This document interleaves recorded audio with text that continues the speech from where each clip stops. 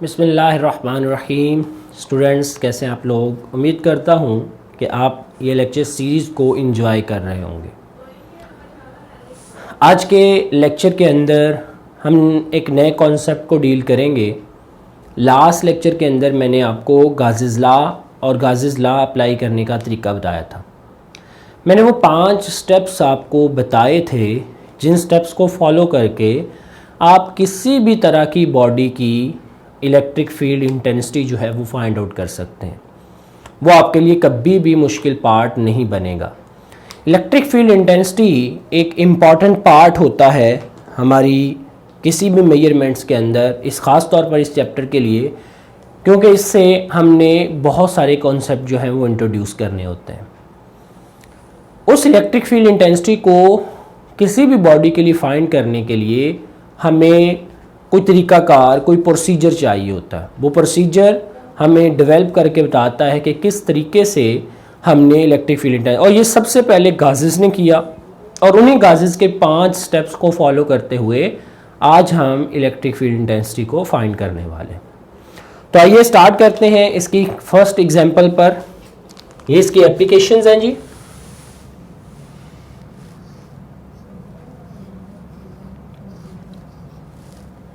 Applications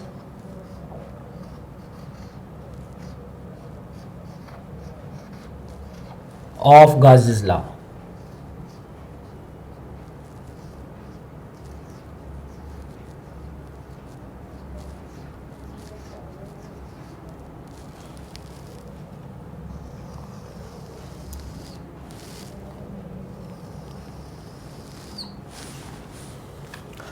आपकी book में total 3 applications Gauss's law की डिफ़ाइन की गई हैं, हालांकि इसकी बहुत सारी एप्लीकेशंस बनती हैं। तो इन 3 एप्लीकेशंस बताने का मकसद ये है कि आपको एक प्रोसीजर पता चल जाए, और उस प्रोसीजर को लेते हुए आप किसी भी तरह की बॉडी की इलेक्ट्रिक फील्ड इंटेंसिटी फाइंड कर लें। ठीक है, तो क्या है जी इसका पहली एप्लीकेशन का नाम? Field intensity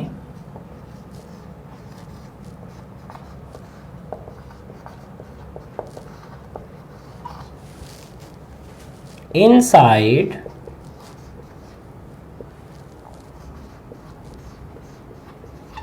hollow charged sphere। एक स्फीयर है, अंदर से खाली है और उसके ऊपर चार्ज है, जबकि फील्ड इनसाइड उसके हमने फाइंड आउट करनी है। क्वेश्चन की स्टेटमेंट समझना जो है वो सबसे अहम है इसमें। हालो का मतलब अंदर खाली है, अंदर कोई चार्ज मौजूद नहीं है, लेकिन सफ़ियर चार्ज्ड है, तो चार्ज जो सफ़ियर के ऊपर वाली साइड पे है। तो यहाँ पे हम इस सफ़ियर को मेटल सफ़ियर कंसिडर करेंगे, और जैसे मेटल सफ़ियर कंसिडर करेंगे तो वो सारा चार्ज बराबर फासले पर इसकी बॉडी सरफेस पर होगा। ये चार्ज एक जैसे फासले पर इसके ऊपर डिस्ट्रीब्यूटेड होगा। इसे हम साइंटिफिक टर्म में बोला करते हैं यूनिफॉर्म डिस्ट्रीब्यूशन ऑफ चार्ज। ये इसके डायग्राम आ जाएगी। मेटालिक स्फीयर जब कंसिडर कर लेंगे तो ये uniform distribution of charge automatically हमें मिल जाएगी। तो हम इसमें कंसिडर करते हैं जी, here a metal sphere that have uniform distribution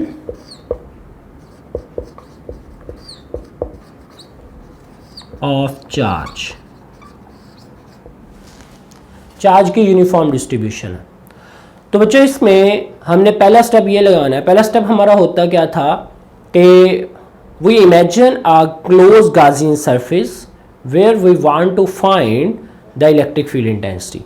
मैं ये लाइन लिख भी देता हूँ कि नंबर 1 पहला स्टेप था, सपोज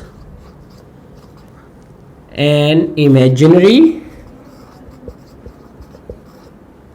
इमेजिनरी का मतलब ये होगा कि वो रियलिटी में नहीं होगी, हमारी एक सोच के मुताबिक एक ख्याली सरफेस होगी। Imaginary Gaussian surface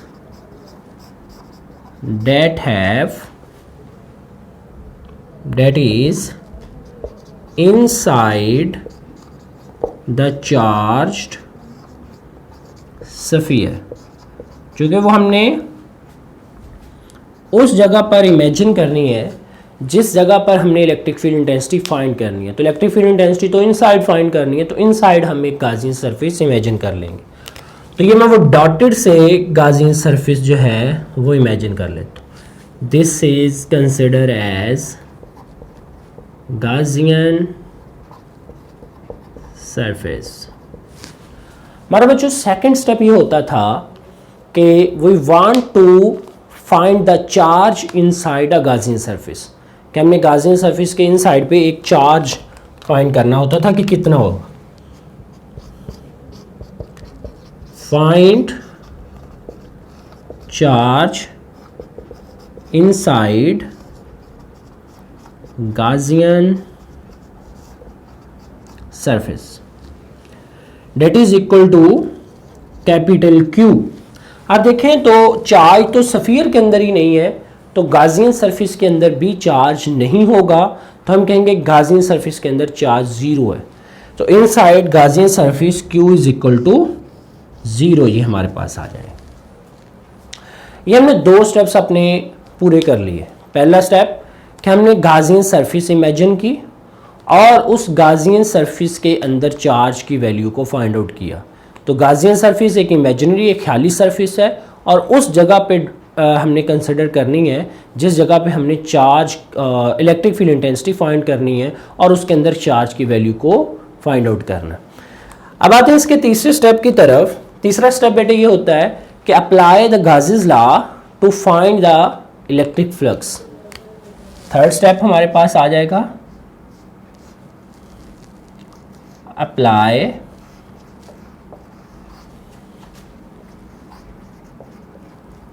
Gauss's law to find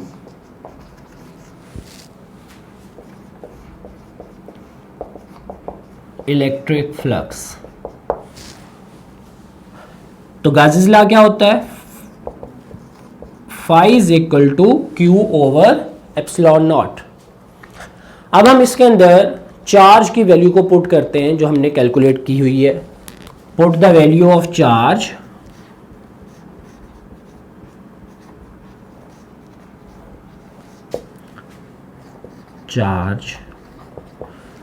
charge की वैल्यू पुट की तो phi E is equal to zero over epsilon naught. क्योंकि चार्ज की वैल्यू हमने कितनी फाइंड आउट की हुई है जीरो, तो जीरो ओवर एप्सिलॉन नॉट तो जीरो आ जाएगा, हमारे पास फाई ई की वैल्यू जीरो आ जाएगी। Electric flux inside a Gaussian surface is equal to zero. या गाजियन सरफेस में से कोई फील्ड लाइन पास नहीं कर रही। तीसरे नंबर पे हम ये करते थे, चौथे नंबर पे सॉरी, हम phi is equal to E dot A लगाते थे। Find flux using phi is equal to E dot A. ये हमारे पास इलेक्ट्रिक फ्लक्स का फॉर्मूला। ई डॉट ए से भी हमारे पास एक फ्लक्स की वैल्यू आ गई। एक फ्लक्स की वैल्यू हमारे पास इक्वेशन नंबर 1 से आई और दूसरी फ्लक्स की वैल्यू इक्वेशन नंबर 2 से आई। पांचवा स्टेप हुआ करता था कि compare the equation number 1 and 2। तो वी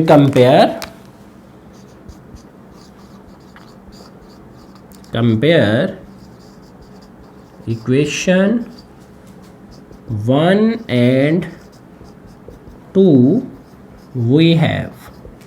तो हमें क्या मिलेगा? इधर ज़ीरो वैल्यू है, वो ज़ीरो फाई ई की जगह पे पुट कर देंगे तो zero is equal to E dot A आ जाए। मुझे जब दो चीज़ों का प्रोडक्ट ज़ीरो आ रहा हो, जैसे ई डॉट ए का आ रहा है, तो उसका मतलब होता है या तो पहली अमाउंट यानी इलेक्ट्रिक फील्ड इंटेंसिटी ज़ीरो होगी E इज इक्वल टू 0 और A is equal to 0। Area कभी भी 0 नहीं हो सकता क्योंकि वो सरफेस वजूद रखेगी नहीं जिसका एरिया 0 होगा। तो इसका मतलब है कि दिस इज नॉट पॉसिबल। तो फिर हमारे पास पॉसिबल है कि electric field intensity inside the hollow charge sphere is equal to 0।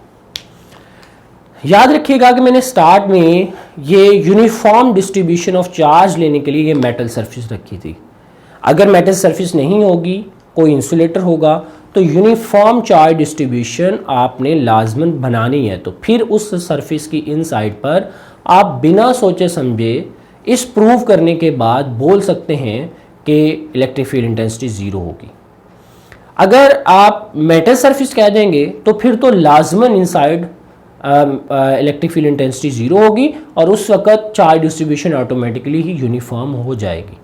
आप इस वक्त इसको शील्ड के तौर पर भी यूज़ कर सकते हैं। फील्ड, अगर कोई कंपोनेंट फील्ड सेंसिटिव है, उसको अगर आप एक मेटल सरफेस के अंदर छुपा देते हैं तो वो फील्ड इफेक्टेड नहीं होगा, यानी वो शील्डेड हो जाएगा और वो मेटल बॉडी जो है वो शील्ड के तौर पर, फील्ड शील्ड के तौर पर यूज़ की जाएगी, यानी वो फील्ड से उस कंपोनेंट को बचा लेगी।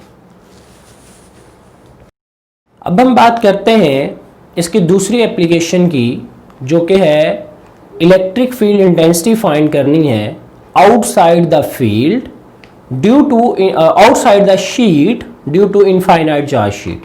कि एक इनफाइनाइट चार्ज शीट मौजूद है, उसकी आउटसाइड पर इलेक्ट्रिक फील्ड इंटेंसिटी उस चार्ज शीट की वजह से हमने फाइंड आउट करनी। तो आइए एप्लीकेशन का नेम लिखते हैं, field intensity due to infinite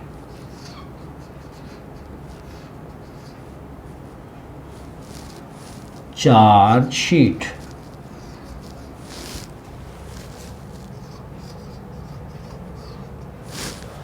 के इनफाइनाइट चार्ज शीट की वजह से हमने electric field intensity find out करनी। यहाँ पे इनफाइनाइट लफ्ज़ यूज़ करने का मकसद ये है कि एक ऐसी चार्ज शीट जिसके ऊपर चार्ज डिस्ट्रीब्यूशन यूनिफॉर्म हो और वो इनफाइनाइट किनारे रखती हो, यानी कभी भी उसके चार्ज इस तरह से डिस्ट्रीब्यूटेड ना हो क्योंकि किनारों पर, कोनों पर उसका फील्ड जो है वो वीकर हो जाता है। तो हम इनफाइनाइट का लफ्ज़ यूज़ करके उसका फील्ड यूनिफॉर्म कंसिडर कर सकते हैं। ठीक है, तो ये है वजह इनफाइनाइट चार्ज शीट। अब इसकी डायग्राम अगर मैं बनाऊं तो वो कुछ इस तरह से है कि हमारे पास this is basically a charge sheet. Charge distribution इसके ऊपर यूनिफॉर्म कंसिडर करते हैं,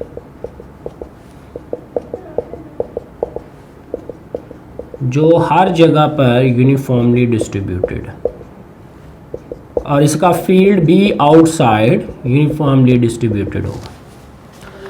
हम फील्ड फाइंड करना चाहते हैं इसके इस पॉइंट पर जो कि है P, और दूसरी साइड पर इस पॉइंट पर जो कि है P प्राइम।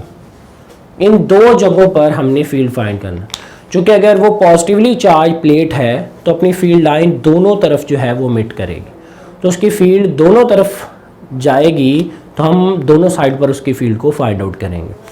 अब हम पहला स्टेप लगाते हैं वही कि imagine a close Gaussian surface where you want to find the electric field intensity. तो इसमें जो गाउसियन सरफेस मैंने इमेजिन करनी है वो इस तरह सिलेंड्रिकल शेप है।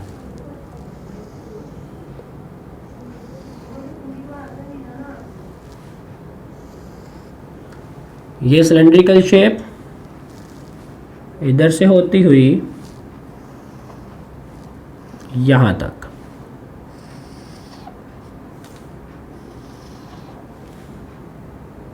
यानी इसके अंदर से पार करती हुई आगे की तरफ, यहाँ पर मैं इसको इसके अंदर से पास किया हूँ। चूँकि ये इमेजिनरी सरफेस है, हम इस तरह से कहेंगे ये एक तरफ से दाखिल होती है और दूसरी तरफ से बाहर निकल जाती है। तो ये क्लोज सरफेस है, सिलेंड्रिकल है, और इसका दोनों साइड पर एरिया, सरफेस एरिया, यहाँ पे मैं देखूंगा तो आउटसाइड होगा सरफेस एरिया ए, और इस जगह पर देखूंगा तो आउटसाइड होगा सरफेस एरिया ए। ये यूनिफॉर्म डिस्ट्रीब्यूटेड पाइप है, तो इसका जो सेंटर पर एरिया बनेगा ये भी ए होगा, यहाँ पर भी एरिया ए आएगा। ठीक है, तो ये इसकी डायग्राम बन गई। ये जो मैंने ब्लैक कलर से बनाई ये इसका गाजियन सरफेस है। चार्ज डिस्ट्रीब्यूशन मैंने कंसिडर की है यूनिफॉर्म चार्ज डिस्ट्रीब्यूशन, तो उसकी चार्ज डेंसिटी जो है वो सिग्मा होगी। पहला स्टेप हमारा कंप्लीट हो गया कि गाजियन सरफेस एक सिलेंड्रिकल ले ली। अब दूसरा स्टेप ये होता है कि find the charge inside a Gaussian surface. उसके लिए हम चार्ज डिस्ट्रीब्यूशन को फोकस करेंगे। Number 2, charge distribution is uniform having charge density sigma is equal to q over a। ये है जी चार्ज डेंसिटी। तो चार्ज डेंसिटी सिग्मा, जब चार्ज डिस्ट्रीब्यूशन यूनिफॉर्म हो तो सिग्मा रिमेन कांस्टेंट। सिग्मा एक कांस्टेंट वैल्यू उस वक्त कंसिडर की जाती है जब हम चार्ज डिस्ट्रीब्यूशन को यूनिफॉर्म कंसिडर कर लेते हैं। अब सिग्मा से हम उस चार्ज को फाइंड कर सकते हैं जो चार्ज उस प्लेट के अंदर मौजूद है। वो कैसे फाइंड करेंगे? इस एरिया को इस सिग्मा के साथ मल्टीप्लाई कर देंगे तो क्यू वैल्यू आ जाएगी। क्यू, चूंकि सिग्मा इज अ कांस्टेंट, तो क्यू वैल्यू वो वैल्यू होगी चार्ज की जो उस एरिया के अंदर आएगी। ठीक है, ये सिंपल सी बात है कि जैसे आप पानी की डेंसिटी को कांस्टेंट कंसिडर करते हैं 1000 kg पर मीटर क्यूब, ये कांस्टेंट नंबर है। अब तकरीबन राउंड अबाउट कोरा अर्थ पर जितना पानी है उन तमाम की डेंसिटी यही है। अब अगर आप चाहते हैं कि फाइंड करें कि ग्लास में कितना पानी आ सकता है, तो इसका वेरी सिंपल मेथड है कि ग्लास के वॉल्यूम के साथ, चूँकि वो वाटर की डेंसिटी वॉल्यूम के हिसाब से kg पर मीटर क्यूब, तो ग्लास के वॉल्यूम के साथ वाटर की डेंसिटी को मल्टीप्लाई करें तो आपके पास वो मैस आ जाएगा जो मैस उस वॉल्यूम में आ सकता है। तो डेंसिटी से किसी चीज़ की मिकदार फाइंड करना इंतहाई आसान हो जाता है कि आप उस चीज़ की डेंसिटी को, अगर वो एरिया के हिसाब से है तो जिस एरिया में लेना चाहते हैं उस एरिया के साथ मल्टीप्लाई कर दें, अगर वॉल्यूम के हिसाब से तो जिस वॉल्यूम में लेना चाहते हैं उस वॉल्यूम के साथ मल्टीप्लाई कर दें। ठीक है, तो इस तरह से ही हमने करना है अभी कि charge inside a Gaussian surface निकालना है। Charge inside Gaussian surface, inside, चूंकि हमें वो चार्ज चाहिए होता है जो गाजियन सरफेस के अंदर है। Gaussian surface is Q is equal to sigma into A. ये है जी एरिया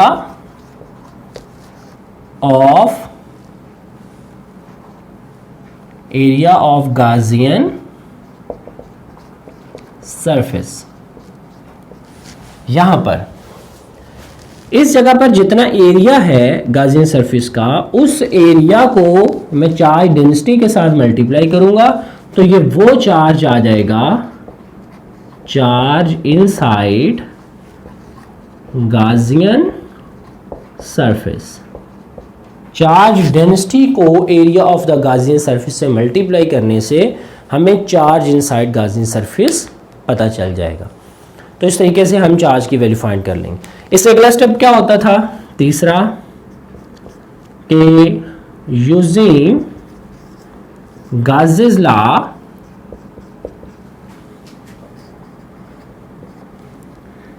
गाजेस लॉ,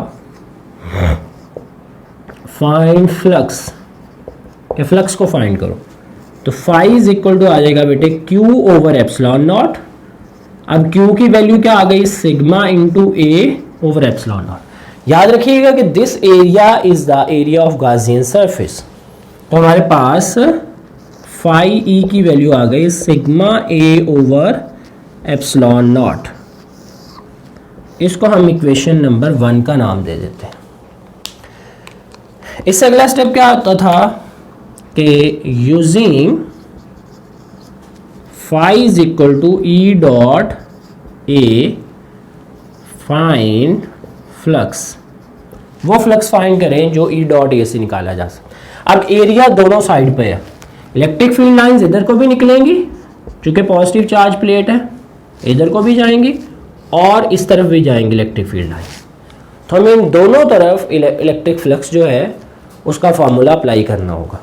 तो हम इसके ऊपर अप्लाई करते हैं, phi is equal to phi 1 plus phi 2, यानी इस साइड का फ्लक्स और इस साइड का फ्लक्स, इन दोनों को जमा कर लें तो हमारे पास टोटल फ्लक्स आ जाए।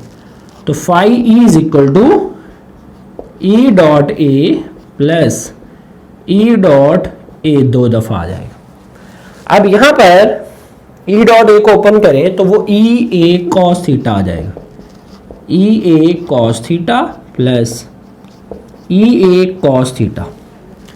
अब यहाँ पे एंगल थीटा कितना है, तो ई और ए दोनों सेम डायरेक्शन में, एंगल थीटा 0, इधर भी ई और ए दोनों सेम डायरेक्शन में, एंगल थीटा 0। तो यहाँ पे कंफ्यूज नहीं होना कि दोनों साइड में मैंने एरिया बाहर को क्यों रखा, क्योंकि मैं मार्कर यहाँ पे रखता हूँ तो इस सिलेंडर इधर को देखूंगा तो मेरी तरफ एरिया होगा, अगर इधर से जाके देखूंगा तो भी मेरी तरफ एरिया होगा। इसी तरह जो फील्ड लाइंस निकल रही हैं पॉजिटिव चार्ज प्लेट से आउटसाइड पे जाएंगी तो इसलिए वो भी बाहर की तरफ आएंगी। तो इसको E A cos of 0 degree plus E A cos of 0 degree आए। E1 A1 नहीं लिखा, E2 A2 नहीं लिखा, बिकॉज दोनों साइड पर इलेक्ट्रिक फील्ड लाइंस एक जैसी निकलेंगी, दोनों साइड का एरिया एक जैसा होगा, तो इसलिए E1 A1 E2 A2 लिखने की ज़रूरत नहीं है। तो हम इसमें ये चीज़ 1 हो जाएगी कॉस ऑफ 0, ये भी कॉस ऑफ 0 1 आ जाएगी बेटे। तो दोनों ई ए आ जाएगी, phi E is equal to 2EA, ये हमारे पास इक्वेशन नंबर 2 निकल आए कि phi is equal to 2EA। अब पांचवा स्टेप ये होता था कि इन दोनों को कंपेयर करना, इक्वेशन नंबर 1 को जो वैल्यू आई है और इक्वेशन नंबर 2 में जो वैल्यू आई। इक्वेशन नंबर 1 में आई थी sigma A over epsilon naught is equal to, इधर आई है 2EA। याद है यहाँ पर जो एरिया है ये एरिया इस पाइप का ही है, इस साइड का और इस साइड का, इसका मतलब गाजियन सरफेस का ही है, और इधर भी एरिया गाजियन सरफेस का ही है। तो हम इस एरिया को यहाँ पर कैंसिल कर सकते हैं, ये एरिया कैंसिल हो गया। अगर इलेक्ट्रिक फील्ड की वैल्यू मैंने फाइंड करनी है तो 2 इधर मल्टीप्लाई हो रहा है, इधर आके डिवाइड हो जाएगा, तो E की वैल्यू आ जाएगी sigma over 2 epsilon not. This is the final value of electric field intensity. Electric field intensity की फाइनल वैल्यू हमें ये बता रही है कि electric field intensity depends on the medium and the density of charge जो उस प्लेट के ऊपर डिस्ट्रीब्यूटेड है। इन दो वैल्यूज के ऊपर उसकी इलेक्ट्रिक फील्ड इंटेंसिटी डिपेंड कर रही है। अगर हम इसकी वेक्टर फॉर्म लिखें तो इधर आर यूनिट वेक्टर लिखेंगे, आर यूनिट वेक्टर की direction away from a positive charge plate होगी, तो हम कहेंगे outside the plate electric field intensity है, उसी सिमत में इसका यूनिट वेक्टर है। अगर ये प्लेट नेगेटिवली चार्ज होती तो आर यूनिट वेक्टर इनसाइड होता टू द प्लेट, तो हम कहते हैं इलेक्ट्रिक फील्ड इंटेंसिटी भी इनसाइड द प्लेट है। ये था बेटे आज का आर्टिकल।